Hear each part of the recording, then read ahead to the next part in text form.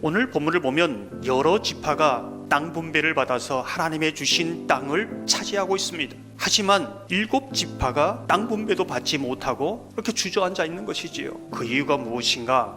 여호수아는 7지파에게 이렇게 말합니다. 여호와께서 너희에게 주신 땅 점령하러 가기를 어느 때까지 지체하겠느냐. 7지파에게 하나님께서 땅을 주시지 않은 기업은 없습니다. 다 주셨습니다. 그러나 계속 지체하고 있는 것이지요. 왜 지체하고 있는가? 인간적으로 생각해보면 요셉 지파가 굉장히 노른자 땅을 차지하였습니다. 유다 지파가 넷째지만 장자의 인정을 받아 가장 또한 핵심적인 땅을 분배받았습니다.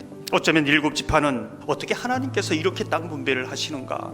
함께 가나안 정복을 위해서 힘써 싸웠는데 결과가 왜 이런가? 이렇게 생각하지 않았을까요? 그렇게 생각하면서 비교하면서 깊은 절망감에 빠져 있지 않았을까요?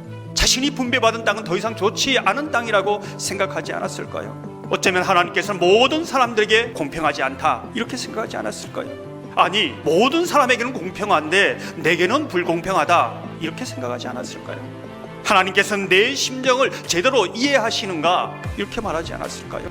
삶을 살아가면서 이런 마음을 저와 여러분이 가질 수 있다는 것입니다. 성경학자들 가운데는 이 오늘 18장이 17장 연장선상에서 해석합니다. 17장에 보면 요셉 지파가 가장 큰 지파, 가장 많은 복을 받았습니다. 그런데 감사가 아니라 불평을 합니다. 은혜가 아니라 권리를 내세우는 것이지요. 믿음으로 도전하는 야성을, 능력을 잃어버리고 불평불만을 합니다. 그 불평불만이 다른 7지파에게 좋지 않은 영향을 끼치고 있다고 그렇게 해석합니다. 이 7지파 이야기가 저와 여러분의 인생 이야기는 아닌지, 삶의 이야기는 아닌지 그것을 돌아보라는 것입니다. 오늘 본문을 계속해서 보면 지체하고 있고 절망감에 빠져 있고 더 이상 일어날 힘이 없는 7지파가 다시 일어나서 저 산지를 향해서 나아가고 있는 모습을 보여주고 있습니다.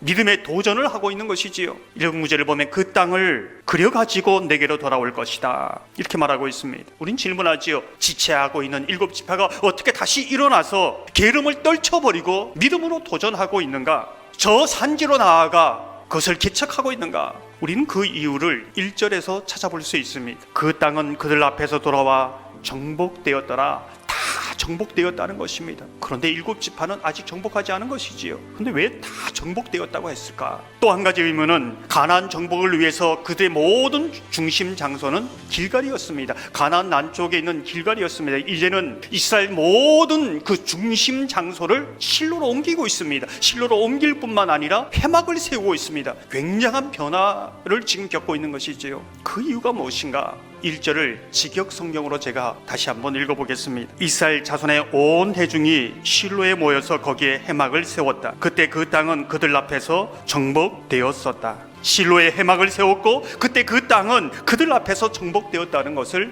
말해주고 있습니다. 무슨 뜻일까요? 회막에서 산지로 나아갈 수 있는 힘, 게으름을 떨쳐버릴 수 있는 힘, 믿음으로 도전할 수 있는 능력, 모든 삶의 중심을 실로로 옮겨서 회막 예배를 통해서 그 능력을 얻고 저 산지를 향해서 다시 나아갔다는 것을 말씀해 주고 있는 것이지요. 저 산지를 향하여 믿음으로 도전하면서 그 땅을 그리로 나아갈 수 있는 그런 삶이 되었다는 겁니다.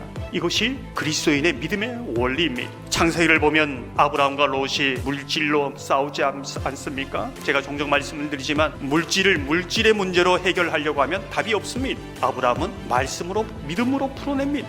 물질의 문제로서는 보이지 않는 하나님의 광대한 약속과 땅을 보게 되는 것이지요. 이것이 믿음의 원리입니다. 이게 말씀의 원리이지요. 이와 마찬가지로 7지파의 게으름, 비교에서 오는 열등감, 절망감, 막막함, 우울함, 회막 예배를 통해서 하나님을 만나면서 하나님의 말씀을 들으면서 이 부분을 풀어가야 한다는 것이지요.